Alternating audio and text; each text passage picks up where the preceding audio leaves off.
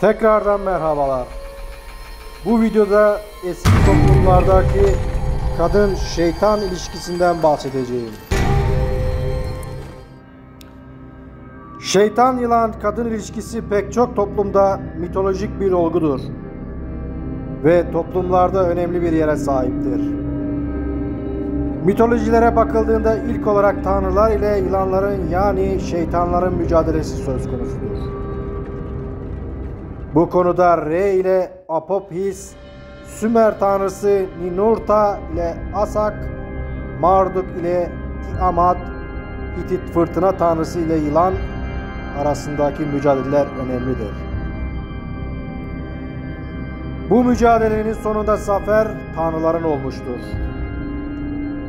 Görüldüğü üzere tanrıların şeytan ya da kötülük ile mücadelesi mitolojinin ilk mitidir. Yine mitolojide şeytanların yılan olarak gösterilmesi de oldukça önemli bir olgudur. Hindu dininde de ilk tanrı Varuna'dır. Ve Varuna'nın da Reta ve Maya özelliklerinin olduğu ya da onların temsil ettiği bilinir.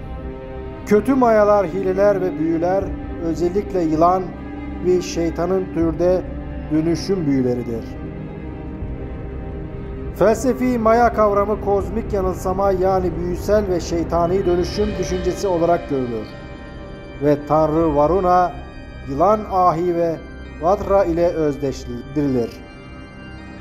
Bununla birlikte Hint sanatında da Tanrı Vishnu, kozmik yılan Anatra'nın büklümleri üzerine uzanmış olarak resmedilir. Antropomorfik bu figür, Tanrı Vishnu'nun yatağını oluşturan yılan büklümleri ve bu yılanın üzerinde durduğu su, tek bir ilahi ebedi, kozmik tözün şekillerinin temellerini oluşturan ve bu şekillerde içkin olan enerjinin üç tezahürüdür. Yılanın denetim altında tutulması gerekir. Çünkü yılanın evriminin ilerlemesini tehlikeye atmaktadır. Yılan bu yüzden Hint kültüründe ve Budizm'de de su altının hükümdarı olarak gösterilir. Yine Hint inanışında yılan toprak ile de özdeşleştirilir. Yılan toprakta yaşar ve toprağın derin gövdesinden çıkan yaşam suyunun tecessümüdür. Yılan hayat madde varoluş alanındaki yaşam gücüdür. Deri değiştirilmesiyle kendini yeniler. Bu durum Budist Uygur metinlerinde altta yağız yere bağlı ejderha hanlarımın şeklindedir. Dolayısıyla yılan ejderha suyunun ve yer altının ve ya da toprağın hükümdarıdır. Genel anlamda mitolojide yer altının hükümdarı şeytandır. Böylece şeytanın ve yılan birlikte anlatılmıştır. Budist Uygur metinlerinde ejderhaların ve şeytanların ifadesi de yabana atılmamadır. Çünkü yılan ejderhanın şeytan ile olan bağlantısını gösterir. Yılanın yer altında ve deniz altında hüküm sürmesi sadece Hint kültüründe yoktur. Yunan mitolojisinde de yer altında ya da denizin derinliklerinde yaşayan üç şeytan, biri sivri dişleri ve yılan saçlarıyla Medusa'dır. Ve bu üç şeytanın en korkuncudur.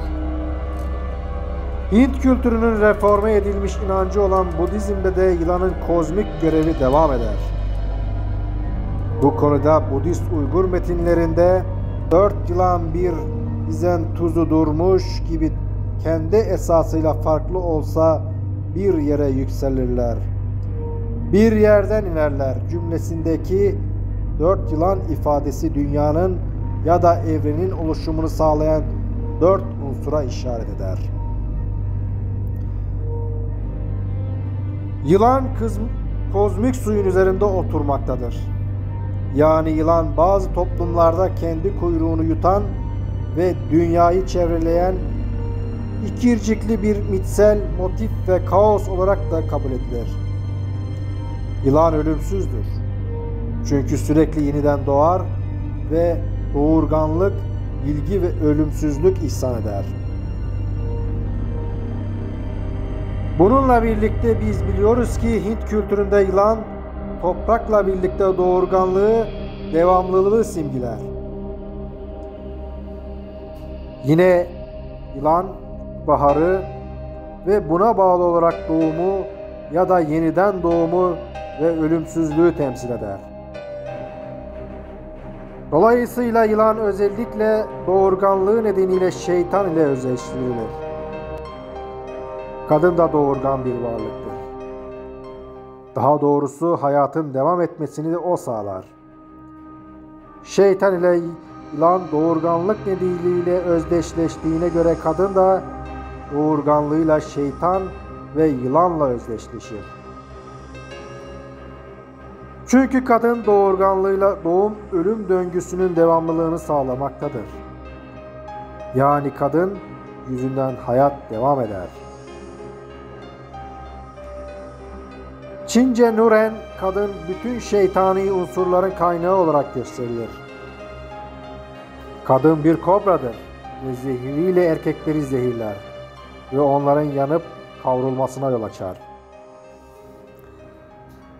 Buradan hareketle kadının şeytan ve yılan ile ilişkisi ortaya çıkmakla birlikte böyle bir düşüncenin neden ya da nasıl oluştuğu merak konusudur. Muhtemelen bu durum toplumların ya da daha doğrusu insanlığın kültür kodlarında yatmaktadır. Bu yüzden yine eski toplumlara bakmak gerekir. Antik Mısır mitolojisinde de hem şeytan, yılan hem de ilk erkek ve kadın düşüncesi yer almaktadır. Yine daha sonra adı Yunan mitolojisinde Peyton, Piton olacak. Teypon, Tayfun, şeytani bir ruh ve cehennem ve dünya oğlu olarak gösterilir.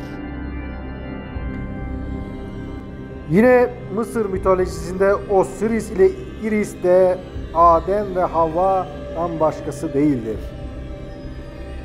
Osiris ve Iris evrenin yaratıcılarıdır. Dolayısıyla bütün insanların annesi ve babasıdırlar. Mısır dilinde Mut hem anne hem de yılan anlamındadır. Böylece Iris hayatın annesi olarak gösterilmekle birlikte yılan ile ilişkilendirilir. Aslında Osiris ve Iris yani Adem ile Havva yılan olarak gösterilmekle birlikte Güneş ve Ay ile de ilişkilendirilerek dünyanın yaratıcısı olarak gösterilir. Hristiyanlıkla ilgili metinlerde Havva'yı günaha sevk eden yılandır. Yılan şeytanın bir ağacıdır ya da onun bir görünümündedir. Şeytan yılanı ilk mutlu çifte duyduğu kıskançlığı ortak etmek üzere kışkırtmıştır.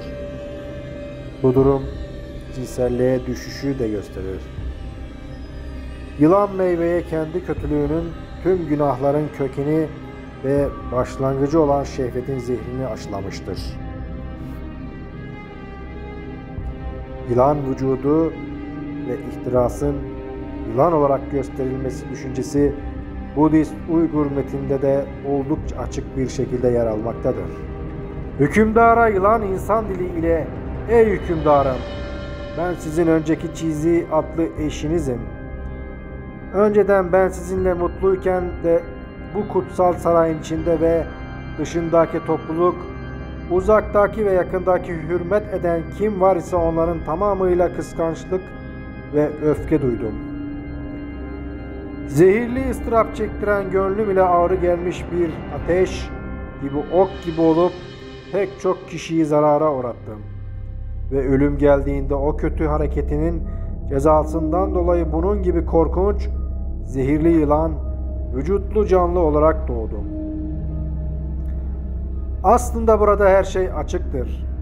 İnsanlara karşılık kötülük yapan, öfkeli davranan, kıskançlık eden bir kadın, sonraki hayatında yılan vücudundaki yeniden dünyaya gelmektedir. Budist Uygur metninde kötü bir kadının yılan bedeniyle vücut bulması manidardır. Çünkü kötülük yapan kadın şeytani ruhundan dolayı şeytanla ilişkilendirilmiş ve ceza olarak yılan bedeniyle tekrar dünyaya gelmiştir. Bütün bu açıklamalardan ayrı olarak Türkçe'de kullanılan evren, yılan aynı zamanda uzay evren anlamını taşır. Yine şeytan, yılan ve kadın üçlemesi Türk kültüründe de önemli bir yer edinmiş ve divan edebiyatında yılan saçlı kadınlar önemli mazmumlar arasında olmuştur. Hatta yılan, saç, şeytan ve kadın üçü bir arada aynı beyitte kullanılabilmektedir. Anadolu coğrafyasında yaygın olarak kullanılan ve evlerin duvarlarını süsleyen şahmeran, yani yılanların şahı da kadın olarak tasvir edilmektedir. Bu konuda örnekleri ve açıklamaları elbette çoğaltabiliriz. Fakat bu örnekler bile şeytan, yılan ve kadın ilişkisini göstermede yeterlidir. Uygur metinlerinde kadına bağlanmak sebebiyle ihtiras ateşiyle yanıp kötü hareketleri yaptıysam cümlesi geçer. Dolayısıyla kadına bağlanmak günahlar arasındadır. Çünkü kadın bir hastalık güzelliği ile bir hırs, cinsel gücüyle bir zincirdir. Yine Türk kültüründe de önemli bir yere sahip olan şeytan, yılan ve kadın ilişkisi divan edebiyatında da dahi kullanılmaktadır. Yine günümüzde kadınlara özellikle kötülük yapan ya da ayrıntılı düşünen kadınlara yılan denmektedir. Çünkü kötülük, şeytan ya da yılan işi olmamakla birlikte şeytan ayrıntıda gizlidir düşüncesiyle toplumların kadına bakış açısı ortaya konulmuş olmaktadır. Evet, bu sözlerden sonra videoma son vermek bulunmaktayım. Bir başka videoda görüşmek üzere. Hepinize sağlıcakla kalın diyorum.